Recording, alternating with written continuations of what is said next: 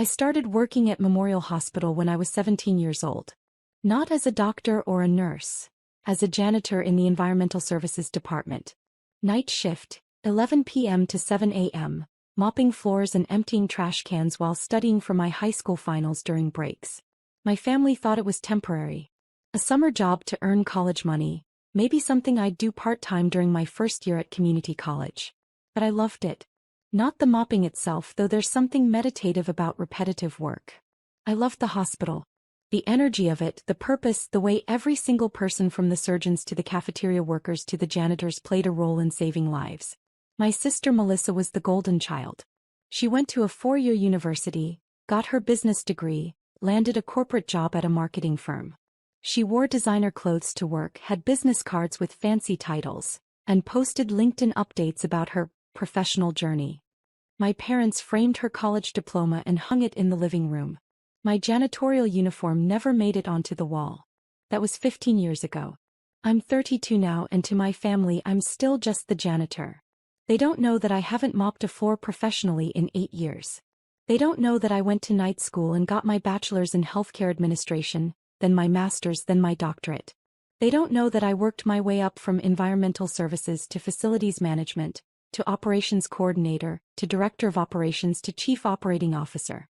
And they definitely don't know that 3 years ago at 29 years old, I became the CEO of Memorial Hospital System, which now includes 4 hospitals, 12 outpatient clinics, and over 3,000 employees. To them I'm still just Elena, the janitor. The one who couldn't cut it in college, who took the easy route, who settled for honest work, because she didn't have the drive or intelligence for anything better. I never corrected them. At first it was because I was too busy actually doing the work to worry about explaining it. Then it became a kind of experiment. How long would they keep making assumptions? How long before someone actually asked what I did instead of telling me what they thought I did? The answer apparently was 15 years and counting. The family reunion was at Uncle Robert's house, the big one in the suburbs with the pool and the professionally landscaped yard. Uncle Robert was a dentist, successful enough to retire at 55. He loved reminding everyone about his success, especially in contrast to those of us who, in his words, never quite reached our potential. I arrived after my shift at the hospital, an 8-hour day that included a board meeting, a conference call with investors about our expansion plans, and a site visit to our new cancer center. I was wearing jeans and a simple blouse, my hair in a ponytail, no makeup. I'd learned a long time ago that dressing up for family events just invited more questions I didn't feel like answering. Melissa was already there, of course, in a dress that probably cost more than most people's monthly rent. She was holding court on the patio, talking about her latest campaign for some tech startup.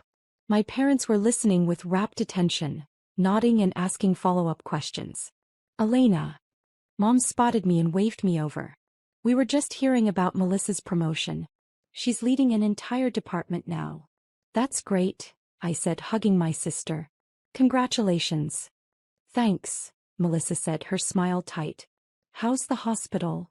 Busy. It's always busy. Still mopping floors? Uncle Robert asked, walking over with a beer in hand. He said it loud enough that several cousins turned to look. Your sister's a real professional now. Running teams, making 6 figures. When are you going to move up? I took a sip of my water. I'm comfortable where I am. That's the problem with your generation, Uncle Robert continued, settling into lecture mode. No ambition. You find something easy and you just coast. Look at Melissa, she kept pushing, kept climbing, and now look where she is. Where she is, was senior marketing director at a mid-size firm, managing a team of 8 people. It was a good job. Solid career.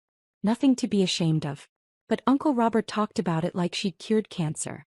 Janitorial work is important, Mom said, and I could hear the pity in her voice. Hospitals need clean floors. It's honest work, I guess. It is honest work, I agreed. Someone has to do it. Dad squeezed my shoulder. We're proud of you, sweetheart. You've always been a hard worker, even if you didn't go the traditional route. The traditional route. Code for, even if you're not as successful as your sister. Melissa shifted uncomfortably. She was never as cruel as Uncle Robert, never as openly condescending, but she never defended me either. She just let them talk, let them compare us, let them hold her up as the example of what I should have been. I heard janitors can make decent money, my cousin David offered, trying to be helpful. Union benefits and everything. Sure, if you consider 30,000 a year decent, Uncle Robert scoffed. But at Elena's age she should be thinking about real career growth. Management at least. You're what, 32? Still doing manual labor. I'm 32, I confirmed. And still mopping? Elena, sweetheart, there's no shame in it, but don't you want more? Don't you want what Melissa has? Respect, status, a real salary. I could have told them then. Could have explained that my real salary was $850,000 a year, not including bonuses. Could have mentioned that I oversaw a budget of $600 million and made decisions that affected thousands of patients and employees. Could have pointed out that while Melissa's LinkedIn profile was impressive, mine included speaking engagements at national healthcare conferences and a profile in Modern Healthcare magazine's list of top young executives. But I didn't. I just smiled and said, I'm happy with my work. That's good, Mom said in that tone that meant she didn't believe me. As long as you're happy, that's what matters.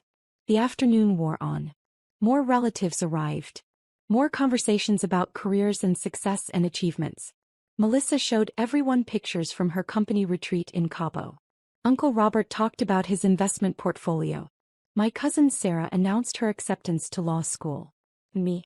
I stood in the corner holding a plate of potato salad, being the family's cautionary tale. The one who could have been something but chose the easy path. The one who settled. The one who cleaned up other people's messes instead of making something of herself. Around 4 p.m. my phone buzzed. A text from my executive assistant. Robert Chin from billing needs to speak with you urgently. Says it can't wait until Monday. I stepped away from the party, walking toward the side yard where it was quieter, and called Robert back. Elena, I'm so sorry to bother you on a Saturday, Robert said, but we have a sensitive situation. You know the Martinez family debt we've been tracking. My stomach dropped. Martinez was my mother's maiden name. My family's name. What about it? It's hit $40,000. Your Uncle Robert Martinez had that emergency surgery 6 months ago, remember? No insurance. Your mother's been getting treatment for her diabetes complications. Your father's cardiac workup. They've been making minimum payments, but they're 3 months behind now, and corporate is pushing us to send it to collections. I closed my eyes. I'd known my parents were struggling with medical bills. I'd known Uncle Robert had money problems despite his big house and bigger talk. But $40,000? And they'd said nothing to me? Of course they'd said nothing. I was just the janitor. What could I possibly do to help? Don't send it to collections yet, I said. Let me handle this. Handle it how? Elena, I know they're your family, but corporate is very clear about the 90-day policy. Robert, I'm the CEO. I think I know what corporate policy is, considering I helped write it. Don't send it to collections. I'll deal with it Monday morning.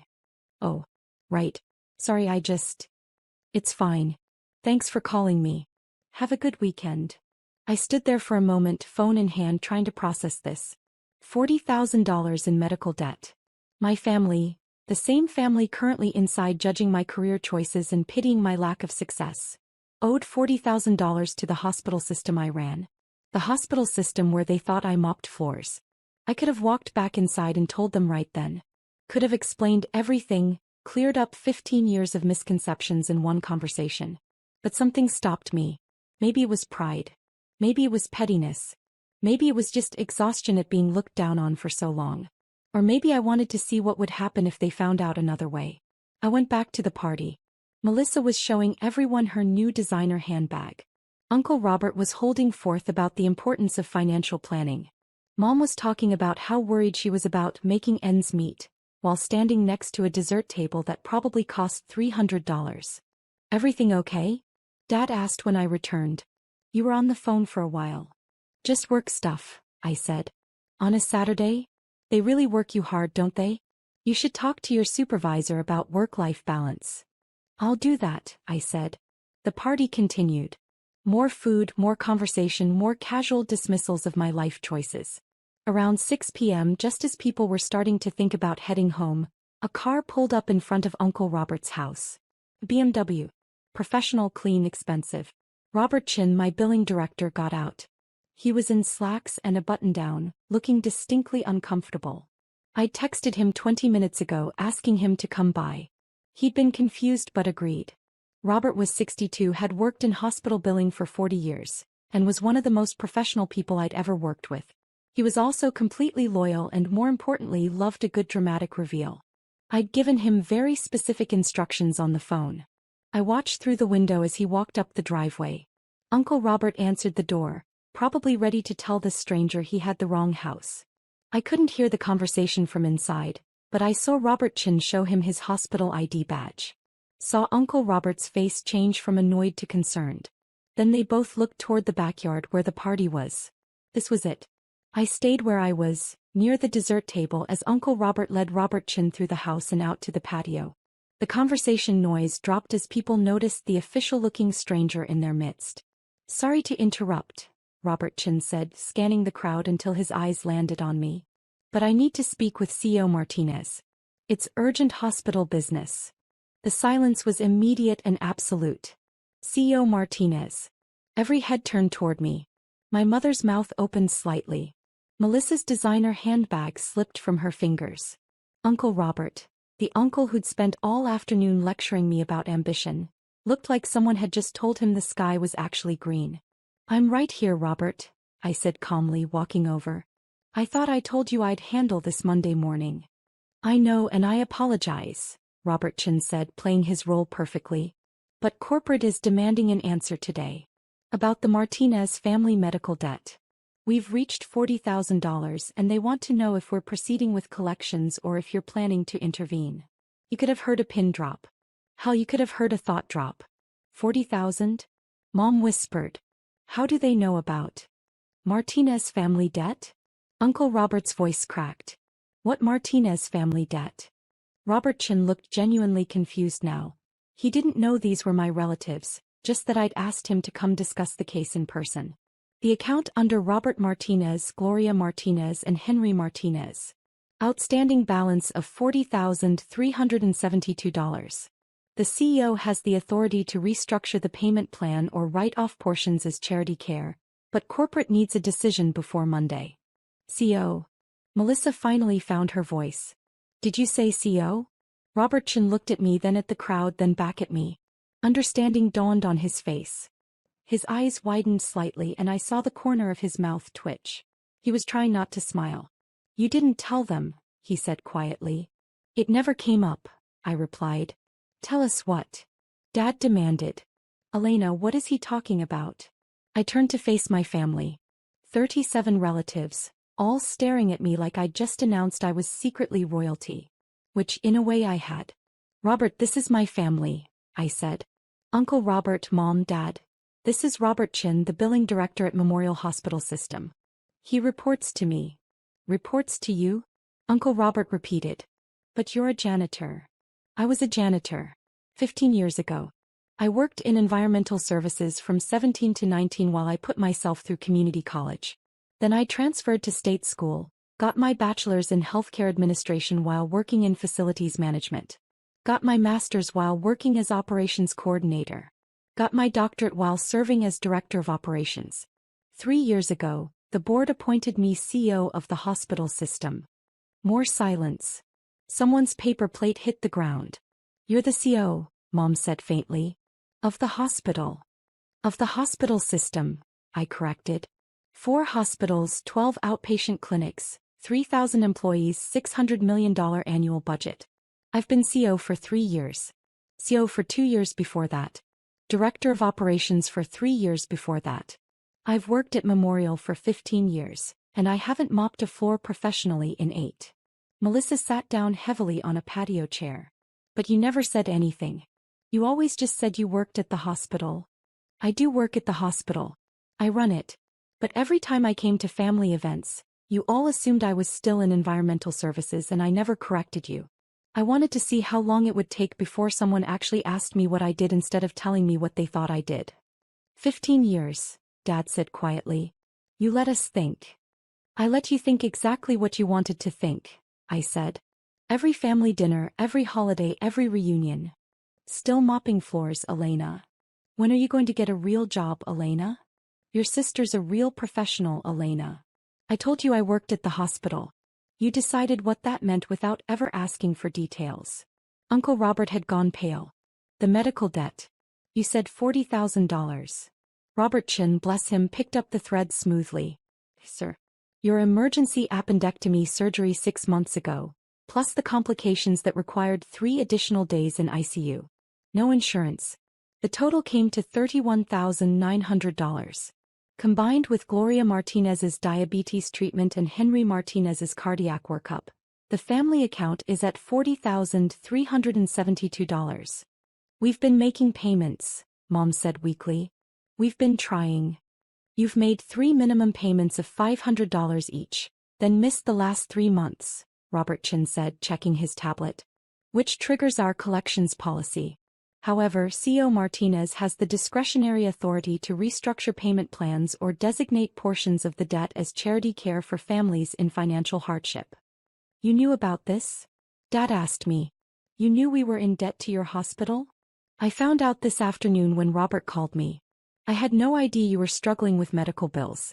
But then again, you never told me. Probably because you thought I was just a janitor, and what could a janitor possibly do to help? Uncle Robert was shaking his head slowly. This isn't real. You can't be. You're 32 years old. CEOs aren't 32. Some are. I earned my position through 15 years of work, starting from the bottom and learning every aspect of hospital operations. I know how environmental services works because I worked in environmental services. I know how facilities management works because I managed facilities.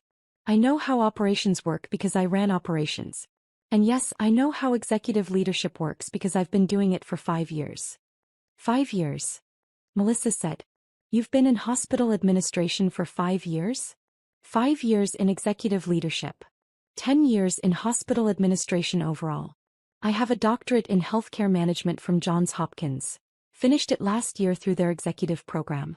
I've published 3 papers on operational efficiency in hospital systems. I spoke at the National Healthcare Leadership Conference in Chicago last month. And yes, I'm the CEO and I have been for 3 years. The silence stretched out. I could see them trying to reconcile the person they thought they knew with the reality I just presented. The janitor who was actually the boss. The failure who was actually more successful than any of them. The cautionary tale who was actually the success story. Robert Chin cleared his throat delicately. CEO Martinez, I do need an answer about the debt situation. Should I proceed with collections on Monday, or would you like to restructure? I looked at my family. My mother who'd pitied me for choosing honest work. My father who'd been proud of me even though I didn't go the traditional route. My uncle who'd spent all afternoon lecturing me about ambition and drive. My sister who'd never once defended me when they compared us. I could forgive the debt entirely. I had the authority. I could write it off as charity care, make it disappear with a signature. That would be the generous thing to do, the family thing to do. But they'd spent 15 years assuming I was beneath them. 15 years of condescension and pity and lectures about reaching my potential. 15 years of never once asking what I actually did, what I'd actually achieved. Restructure it, I said. Payment plan of $500 a month for the next 80 months. 0 interest. That's well within our charity care guidelines for families experiencing financial hardship. 80 months. Uncle Robert said. That's almost 7 years. That's extremely generous, Robert Chin said firmly. Standard collections would demand full payment within 90 days or legal action. CEO Martinez is offering you an interest-free payment plan that will keep this off your credit reports and out of the legal system. Most families would be grateful for that option. I am grateful, Mom said quickly. Elena, sweetheart, thank you. We had no idea you could, that you were. That I was in a position to help? I finished. No, you didn't. Biz, you never asked. You never wondered. You just assumed. Melissa stood up. This isn't fair. You let us think. I let you think what you wanted to think. I never lied, Melissa. Not once. Every time someone asked what I did, I said I worked at the hospital. That was true. You're the one who decided that meant I was just a janitor. All of you did. But why? Dad asked, and he sounded genuinely hurt. Why didn't you tell us? Why let us think you were struggling when you were so successful? I considered my answer carefully. Because I wanted to see if any of you would look past your assumptions. I wanted to see if anyone would ask about my life instead of telling me how disappointed they were in my choices. I wanted to know if your love and respect was conditional on how impressive my job title sounded. That's not fair, Mom said, tears in her eyes. We've always loved you. But you didn't respect me. Not as much as you respected Melissa. Not as much as you respected Uncle Robert. Not as much as you respected anyone with a job title you understood and approved of. And I wanted to see if that would ever change. Did it? Melissa asked quietly. I looked at her. My sister who'd never been cruel but never been kind either. Who'd accepted the role of golden child and never questioned why I had to be the cautionary tale. I don't know yet, I said honestly. That depends on what happens next. Robert Chin shifted his weight. I should get going. CO Martinez, I'll send you the restructured payment plan documents to review and sign Monday morning. Mr. and Mrs. Martinez, you'll receive information about your new payment schedule in the mail within 5 business days. He nodded to the group. Enjoy the rest of your evening. He left. The party had effectively ended. People were gathering their things, making awkward excuses, avoiding eye contact. Nobody seemed to know what to say. How do you process finding out the family member you've been pitying for 15 years is actually more successful than you'll ever be? Uncle Robert approached me as I was getting ready to leave. He looked smaller somehow, diminished. I owe you an apology, he said quietly. For today. For all the other days. For every time I made you feel small. You do, I agreed. I'm sorry. Truly. I was wrong about you. About everything. You were wrong about what work has value, I said. You decided that some jobs were worthy of respect and others weren't. But you know what? Even if I was still a janitor, even if I'd stayed in environmental services my whole career, I'd still deserve respect. That work matters. Those workers matter. You just couldn't see that. He nodded slowly. You're right. And I'm sorry. My parents waited by my car. Mom had been crying. Dad looked like he'd aged 10 years in the last hour. We're so proud of you, Mom said.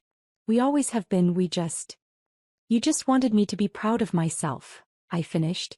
I know. But Mom, I've always been proud of my work. All of it. From mopping floors to running the hospital system. You're the ones who decided one was more valuable than the other. We should have asked, Dad said. We should have paid attention, should have. Should have trusted that I knew what I was doing with my life, I said. Should have respected my choices even when you didn't understand them. Can you forgive us? Mom asked. Eventually, I said. But it's going to take time. You spent 15 years making assumptions about my life without ever really seeing me. That doesn't go away with one conversation. Melissa caught me before I got in my car. I'm sorry too, she said. I should have defended you. All those times they compared us, all those times Uncle Robert lectured you, I should have said something. Yes, you should have. I was scared, she admitted. Scared that if I wasn't the successful one, I'd become the disappointment instead. It was easier to let them think I was better than you than risk them realizing I was just average. I looked at my sister, really looked at her, maybe for the first time in years. She looked tired. The designer dress and expensive handbag suddenly seemed like armor instead of achievements. You're not average, I said. You're good at what you do. You just don't need to be better than me to prove it. I know that now. Do you? He thought about it.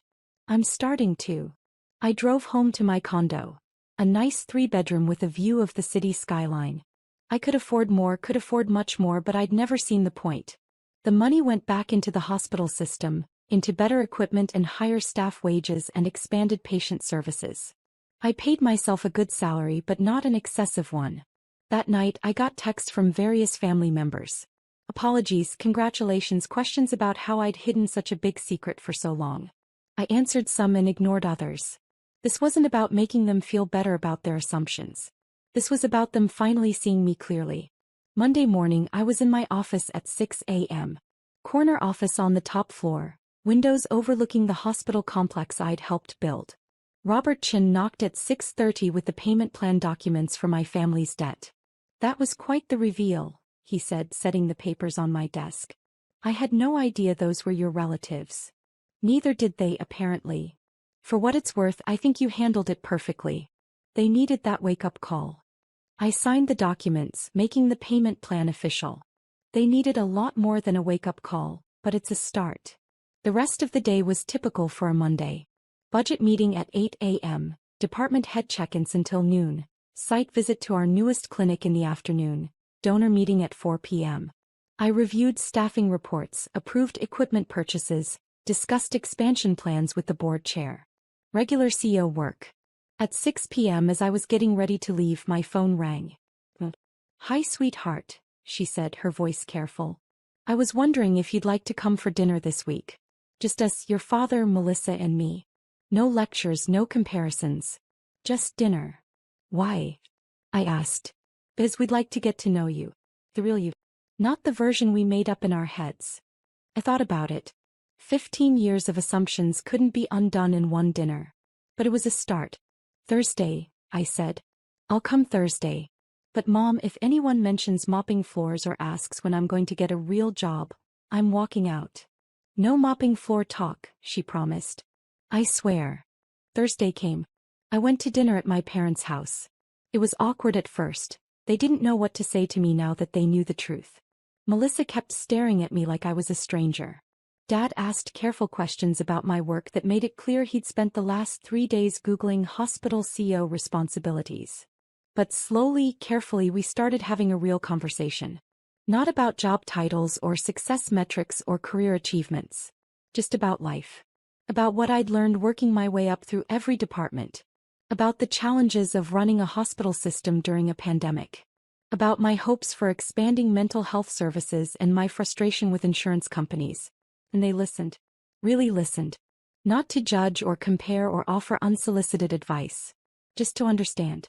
It wasn't perfect. We had a long way to go. 15 years of assumptions don't disappear overnight. But it was a beginning. As I left that night, Melissa walked me to my car. "I looked up your speaking engagement," she said. "The one in Chicago. I watched the video online. And you were brilliant. The way you talked about operational efficiency and patient outcomes. I didn't understand half of it, but I could tell everyone in that room respected you. Really respected you. Thank you. I'm sorry I never saw it before. I'm sorry I never asked." "I know. But Melissa, you need to understand something. I don't need you to think I'm brilliant or impressive or successful. I need you to think I'm worthy of respect regardless of what my job title is. Even if I was still mopping floors, I'd deserve respect.